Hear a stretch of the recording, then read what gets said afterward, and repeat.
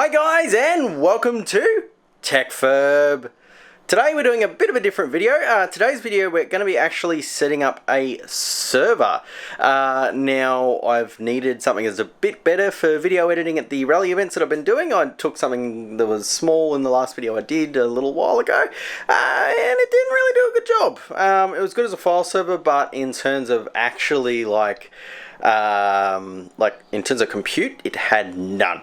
So that kind of hurt us trying to get videos out in a hurry. So today's plan is we are going to take this thing down here.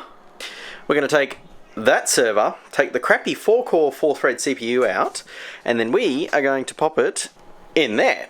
So let's get into it.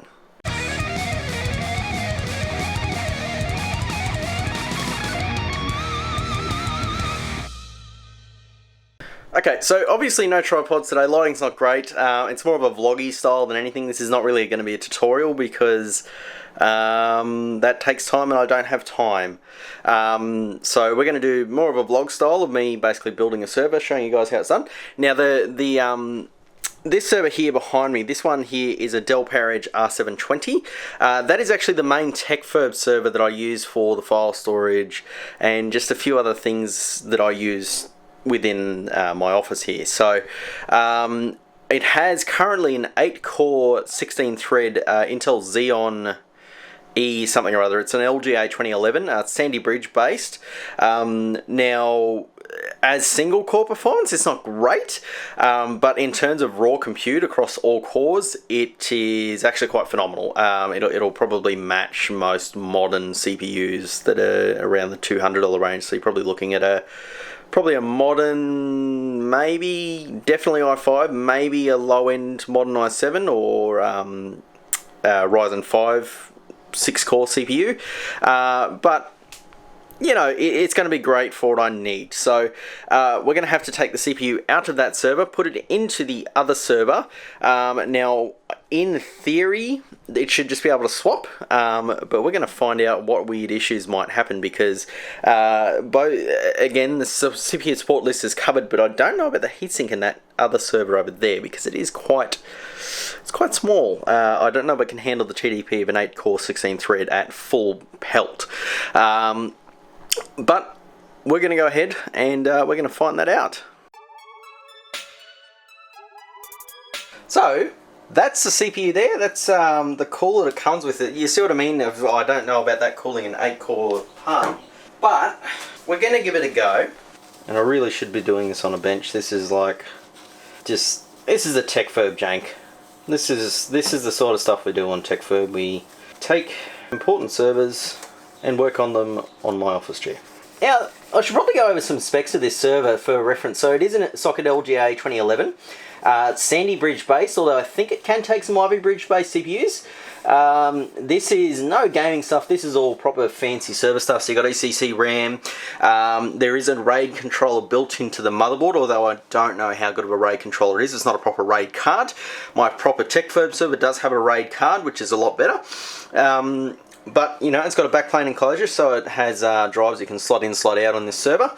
And, yeah, 8 quad channel memory for 8 DIMMs, 2 sets of quad channel memory. It's pretty batshit crazy. So, let's get that little guy out of the socket. Oh, jeez. That's an experience. That gave me a heart attack and a half. Alright, so that's it. That's the CPU there. Cool. I think we should look at probably getting the other CPU out. Alright, I'm not really sure how that mechanism works. This is the first time I've ever tried to take the bloody thing out of that socket. And this is technically only the second time I've ever worked with this socket, so it sort of shows you how green I am to these specialist things. Go out like that. Oh. Alright, well that was easy. I just made it look hard. Alright, cool. So heatsink's out. Now, this is the heatsink out of the Dell server. It's actually very small for what I was expecting. So maybe the 8-core will do okay, and the other server with another heatsink, which is probably about that much of this. So let's see how we go. We've got the 8-core on the socket, so we're going to take it out. We'll switch it over, and hopefully this server still boots, and then we'll see if that server boots. So let's figure it out. Alrighty guys, so we got the CPU out and back into my TechFurb server. You might, actually no, you didn't see because I forgot to hit record. I did take all of the RAM out of that server. Now with one CPU in that server, it takes 12 ECC DDR3 DIMMs, so you can get up to a ridiculous amount of RAM in that server, but it's actually dual socket. So if you fully kitted that thing out, you could have like multiple, I think it goes up to right up to 10 cores. You can go up to a 10 core CPU or 8 core, I can't remember, but it's either a 10 or 8. So you can have dual of those, so 2 of those, and 24 DIMMs of RAM. So I don't think that server's going to have any problem with capacity for a while. So that's that server. It also takes 8 drives in the front. It's pretty cool, but that is not the point of today's video. Today's video is we are building a U-Butte 8-core stupid amount of RAM server. So let's have a look at all the RAM that I took out of that server. Yeah, so that's all the bits there. All that RAM on the desk and the CPU. That's from that one server. Now it is all going to be going into, well, it's going to be going into this guy over here. Yeah, so it's going in there. That's the socket there. That's the 2011 socket. Hope to God I don't drop my camera because I don't want to break the socket. This is the cooler that I was talking about before. See how small it is? It's such a tiny cooler. Stupidly big small fan on it as well, but that thing will move at rates of knots. I think this is mostly intended to be a file server, but it also does have multiple PCI Express 16 slots, so we can have, looks like 2 graphics cards in there. So I'll see what I can do in that regard. It takes 8 DIMMs, as I said before. Can take 4 drives, but I've only got sleds for 2 of the 4 drives, so that will make that challenging. So I'll only have 2 drives in the front, and I'll probably have an SSD as a boot volume in there. And yeah, that's pretty much the tour of duty for that guy. Doesn't have cool redundant power supplies, but it does have a stupid amount of wattage. I'm pretty sure there's PCI 6 pins down in here. Yeah, there's a 6 pin down there. So it's overpowered. It's going to do the job. We're going to definitely be putting a graphics card in it. I haven't decided whether I'm putting a server OS on it or a desktop OS yet. But let's get the hardware into this guy. We're going to work out what the maximum amount of RAM I can put in there is and shove it in there because I need it to have as much capacity as humanly possible. So let's get into that.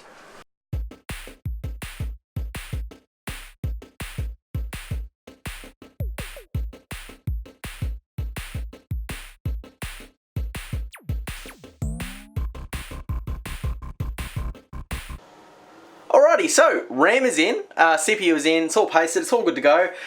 So now we pretty much just need to get the lid back on it, plug in a couple of Ethernet cables, a couple of power cables, because it does have redundant power supplies, and then we can press the power button and check the iDRAC and see if it comes back up.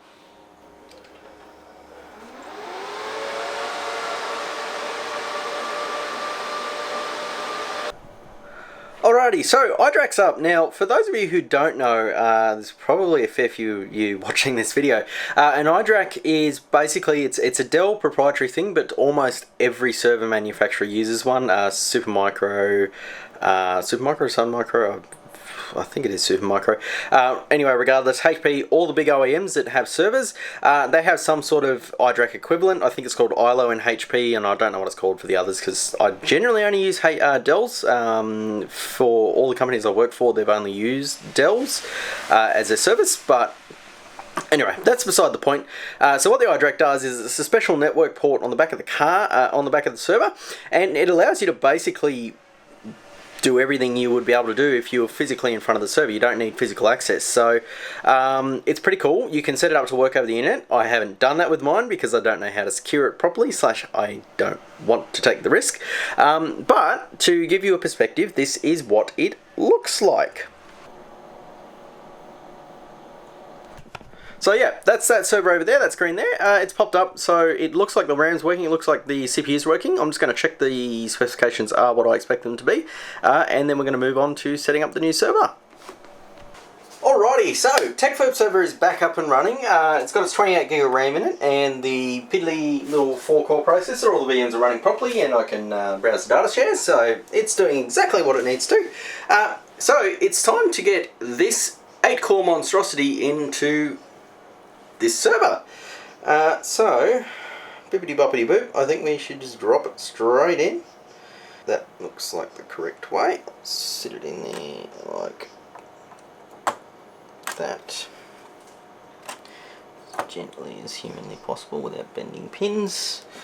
Very good. So process is, this one goes down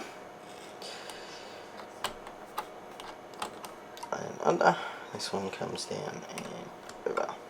That's it. Alright, so I guess let's get a heatsink on that sucker. Alrighty, so RAM and CPU are in the new server. I'm pretty excited. I want to drop in the graphics card as well, but I'm not going to do that at this stage because we just want to confirm that the thing works. Now, the memory configuration we've gone with is the absolute maximum that I can throw in there based on what I have lying around. So it's 40 gigs of ECC DDR3 RAM, so 2 8GB 6, 6 4GB 6. So yeah, 8 cores, 16 threads, 40 gig of RAM.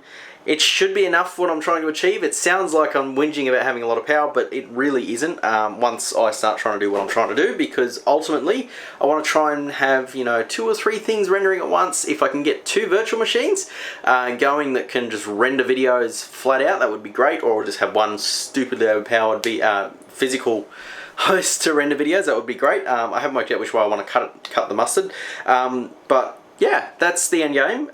So I guess let's get it plugged in and see if it powers on.